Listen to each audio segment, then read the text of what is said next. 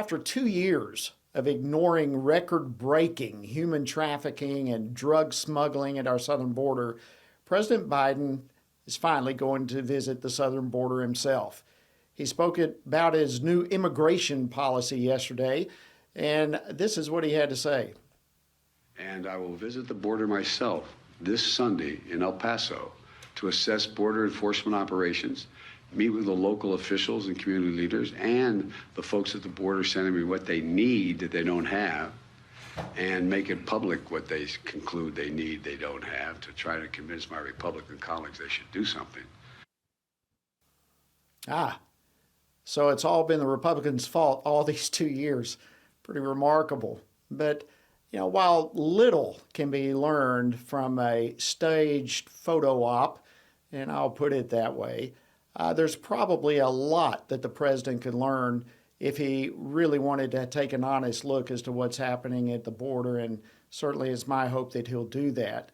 But is it too little too late? I mean, we've got 2 years of absolute disaster that's been taking place there. Joining me now to discuss this is Arizona Sheriff Mark Dannels. He's chair of the Border Security Committee in Cochise County, Arizona. Sheriff, welcome back to Washington Watch. As always, we're honored to have you. Well, thanks for having me, Jody, and good to be on your show. Well, we appreciate all that you do. Last month, President Biden said that he had more important things to do than to visit our southern border, and I want to play that clip for you here. Why go to a border state and not visit the border? Because there's a more important thing going on. They're going to invest billions of dollars in a new enterprise. Wow. Sheriff, what do you think has changed in the last month? Last month, the president said he had no interest in visiting the border because he had more important things to do. Now he's actually coming. What do you think's the difference? Well, Jody, first of all, it's political chess. That's all we're doing is playing political chess. This president, this Congress, this administration has failed to address border security, immigration reform, and in the last 24 months, we have seen record numbers coming across our border. 5 million breaches, includes 1 million gotaways in this country. That's a nominal number.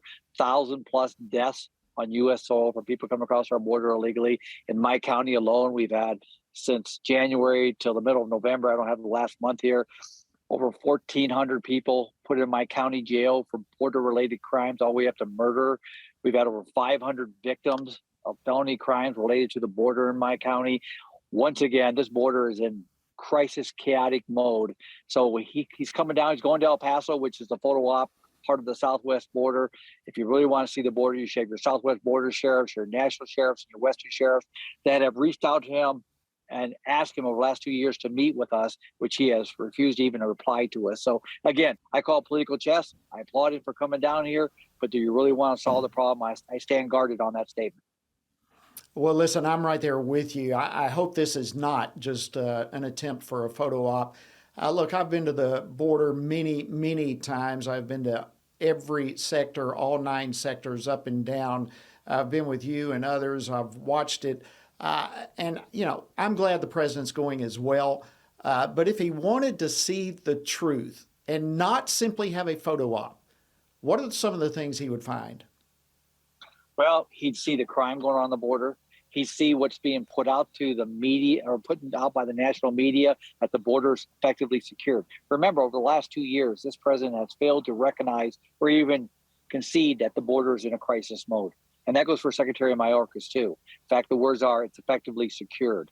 We know that's not true. We're seeing it with the crime. We're seeing it with the death, the humanitarian side of this, and this surge on our southwest border. So if you really want to see it, talk to your line agents on the southwest border. These are the experts, Border Patrol. Talk to your mayors, talk to your sheriffs, engage the ones that live here, work here, and lead here. And I guarantee you, the picture that he's been painted, or the picture that he's well aware of, I call it intellectual avoidance with intended consequences. He knows what's going on this border. That's why I call it political chess. He has not prioritized the border. Again, we're 2 years from an election. He's talking about running for president again. It all comes in hand. But I hope, and I'm going to keep my prayers there, my hopes high. I'll never get up hope that he's coming here for the right reasons. Let's see what happens from there. Well, I hope you're right. We all hope you're right that he's coming for the right reasons. But yesterday, unbelievable to me, but he comes out and literally blames Congress for not fixing the border problem and made it sound as though he is coming in on a white horse to save the day. Listen to this clip. The actions we're announcing today will make things better, but will not fix the border problem completely. There's more that has to be done. I laid that out in the first week I was here. That work will not be done unless and until the Congress enacts and funds a more comprehensive immigration plan that I proposed on day one. Wow. So there you go. He offered the solution to all of this on day one when he went to the White House, and here 2 years later, he's making his first visit. And let me just ask you candidly, Sheriff, are the problems we're facing on the southern border related to policy that's coming from the White House, frankly? Yeah, I would say yes, and I'd add a word to that. That's failed policies. And it's also failed messaging. The people that we address on the southwest border, I deal with gotaways almost 100%. People that fight and flight from us down here in the Tucson sector. Other ones are give ups. But either way, however you look at it, these numbers speak. They're non-political numbers, the stats, and the deaths are real. This president has failed to prioritize this border. What he has done is played the blame game. It's Congress' fault. It's the Republicans' fault. This is not a political issue. It's not a blue issue. It's not a red issue. It's not a white issue. It's a red, white, blue America's issue. And the day we recognize and get politics out of this, and we identify that the problems on the border are real in Washington, D.C., just like they are down here, it's America's border, not just the southwest border. We can fix this. But right now, we got to quit this blame game. You're the leader of our country. Lead with us, not against us.